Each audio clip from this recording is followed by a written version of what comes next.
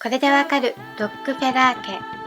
ロックフェラーといえば資本主義の怪物と慈善事業の一族という相反するイメージがあるかもしれません。それはこちら2人が大きく影響していると思います。父ジョン・ディ・ロックフェラーと息子ジョン・ディ・ロックフェラー・ジュニア。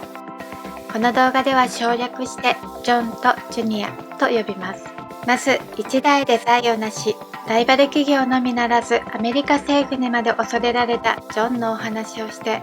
次に資本主義の悪魔とまで言われるロックフェラー家に生まれて苦しんだジュニアのお話をします。そして最後にこの一族に関係するニューヨーク近代美術館モマのお話をしていきます。ジョン・ディ・ロックフェラー、1839年ニューヨークに生まれる。決して裕福な家庭ではありませんでした。ジョンの父は妻や子供がいるにもかかわらず、愛人との間に子供を設け同居させるという自分勝手な人。さらに女性に対する暴行容疑もあったようです。仕事面ではいつも一山当ててやろうと思っているタイプで、地道に働くことを嫌い、効き目の怪しい薬を言葉巧みに法外な値段で売り歩いていました。母は真逆の堅実なタイプで、質素倹約を好む人でした。ジョンは信心深い母の影響もあって、バプティスト教会の日曜の礼拝には幼い頃からたびたび出かけていました。バプティスト信仰の戒律は結構厳しく、飲酒、喫煙、ダンスの禁止などがあり、ジョンはずっとそれを守っていました。父の不在が多く、ジョンは母を助け、家事などの手伝いはもちろん、七面鳥などを飼い、近くの市場で売るなどして家計の足しにしていました。1853年、オハイオ州クリーブランドへ移り高校を卒業。その後、商業専門学校のビジネスコースへ通い、簿記を学びました。1855年、ヒューイット&タートル社に就職。会計士のアシスタントとして朝6時半から10時まで一生懸命仕事をしました。19歳の時、友人とビジネスを始めます。それぞれが2000ドルを出し合い、主に農産物を売買する会社でした。その頃、ペンシルバニア州でエドウィン・エル・ドレイクが油田で石油採掘に成功しました。一攫千金を夢見る人たちが押し寄せます。電気のなかった当時、原油が照明や暖房などに利用されていましたが、クジラは乱獲されるようになり数が減少します。そして原油はどんどん高価なものになっていました。ジョンもこれからは石油が来ると思います。ただ油田は掘り当てられなければ破産するという博打のようなものでした。賢いジョンはリスクを負わずに儲ける方法を考えます。そして24歳の時、石油採掘ではなく石油の精製をスタートさせました。たった1年で売り上げは早くも石油精製が農産物を上回るようになっていきます。共同経営者である友人との路線の違いが出てきます。1865年、自分たちの製油所を競売にかけ、ジョンが成功しました。パートナーシップは解散。この時期、アメリカは南北戦争が終わり、農業国から工業国へシフトしていたため、石油関連のビジネスは大きなチャンスでした。1870年、当時の幹部を含めた5人でスタンダードオイル社を設立。そしてこの企業がとんでもない利益を上げることになります。なぜか。まず、鉄道からの巨額なリベートやドローバック。大規模なパイプラインのない時代、輸送には鉄道しかありませんでした。その鉄道といえば、石油産業に負けず劣らず過当競争が続いていました。スタンダードオイルからの発注は大きかったため、鉄道会社は裏でリベートを出す密約を積極的に結びました。それだけにとどまらず、鉄道会社との密約でドローバックというとんでもないシステムを実行。それはライバル会社が支払った運賃の一部をスタンダードオイルに支払うというものでした。さらに石油送料の大幅値上げをさせ、ライバルを追い込んでいきます。もともと石油業界は利幅が薄く、ライバル企業はリベートなしで運賃値上げをされてはやっていけなくなります。そこでスタンダードオイルは十分な買収価格をライバル会社に提示して、条件を飲まなければそのまま倒産に追い込むという形をとっていました。そうやって次々と買収してトラストを形成して巨万の富を築き、一時期はアメリカの石油の 90% をコントロールしていました。まさに弱肉強食の世界ですね。ちなみにライバルの追い落としのための妨害工作をするために、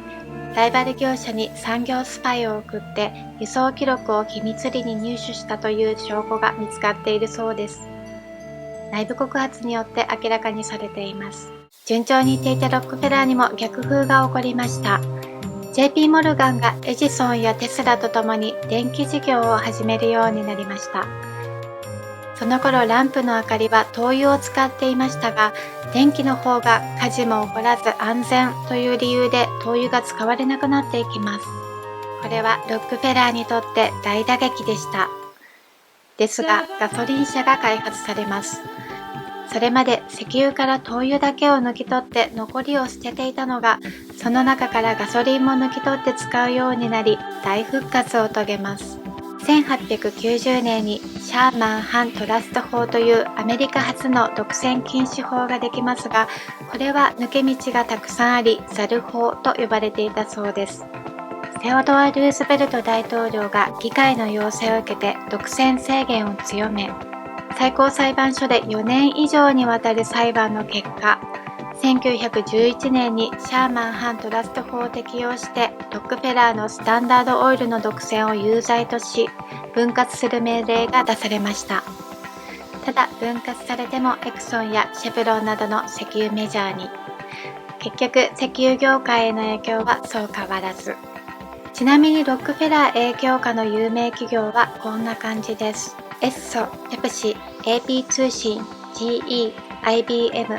GM、クライスラー、ボーイング、チェイスマンハッタン、メルルリンチ、NBC、ウォールストリートジャーナル。今でもロックフェラーの影響が強いことがわかりますね。1913年 FRB 創設。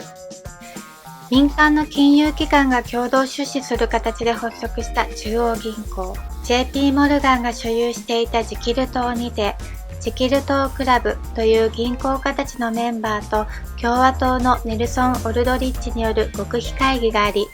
FRB が決まったそうです。ちなみにこのネルソン・オルドリッチの娘アビーはジョンの息子ジュニアと結婚しています。 FRB は国営ではなく 100% 民営で、その株主は非公開となっていますが、モルガン、ロックフェラー、ロスチャイルド、ゴールドマン・サックスなどのようです。つまり政府ではなく巨大企業たちが通貨の発行権を握っているということですね。またアメリカ政府が発行する国債を FRB が買い、政府は利子を払っています。ジョンは1897年には事実上引退しています。晩年は慈善事業に力を注ぎ込み、特に教育面に力を入れていて、シカゴ大学などを設立しています。多額の寄付を行ったことで莫大な相続税を抑えられたなんて話もありますが、彼よりも慈善事業に重点を置いていたのがジュニアでした。生まれた時から資本主義の悪魔と呼ばれる家庭に育ち、批判を浴びていました。父の後を継ぐために働くも、父のようにできるタイプではありませんでした。30代初め頃からうつ病のような状態になり、それを克服するためスタンダード社を辞め、慈善事業に力を入れました。慈善団体ロックフェラー財団、ロックフェラー医学研究所、後のロックフェラー大学を設立しています。この大学から25人以上のノーベル賞学者を世に送り出しました。ちなみにこの大学で野口英世が梅毒や黄熱病の研究を行っています。ジュニアによりロックフェラー家のイメージは変わっていきます。1913年、ラドローの虐殺と呼ばれた事件がありました。ラドローとはコロラド州南部の炭鉱町。劣悪な環境で働いていた労働者がストライキをし、鎮圧部隊が労働者ら30名以上を射殺しています。隠れていた女性や子供たちも窒息して亡くなるという悲劇が起こりました。このコロラド燃料製鉄会社の親会社はロックフェラー家でした。ジュニアが現地に赴き、労働者たちと話し合い、労働条件の改善などを行いました。ロックフェラーセンター。世界恐慌の真っ只中に建設が始まりました。ニューヨークのマンハッタン5番街にあるアメリカを代表する複合施設。冬になるとビルの正面にスケートリンクが張られ、巨大なクリスマスツリーが飾られることで有名です。日本企業も関わっていることをご存知でしたでしょうか。バブル絶頂期の1989年に日本の三菱地所が買収し、その成金的なイメージがアメリカの反感を買ったとか。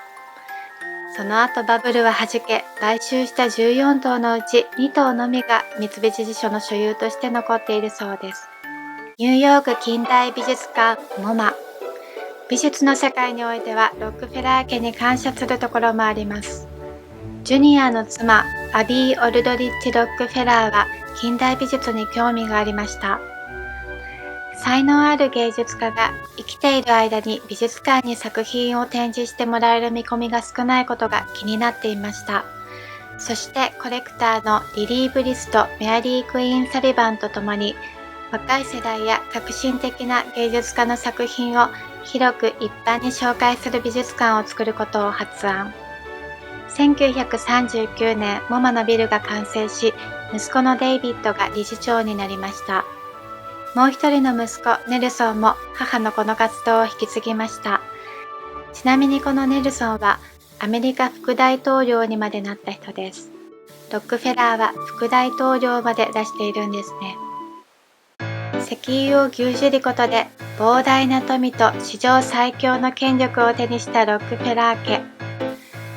慈善事業を行うことでその重圧とのバランスをとっていたのかもしれません。たった一代で巨大企業にしたジョン。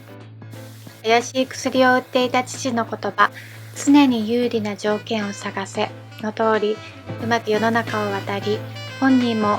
あらゆる商売敵の破滅は自分の利益につながるという怖い言葉を残しています。また、父と正反対の母に習い、バプティスト信者として自分のための贅沢をせず家族を大切にしました。子供の頃からの教会への習慣をやめず、収入の 10% を生涯寄付し続けたそうです。子供の頃の 10% と巨大企業になってからの 10% は大きな違いですよね。現在でも力を持っている華麗なる一族ロックフェラー家いかがでしたでしょうか。最後までご視聴ありがとうございました。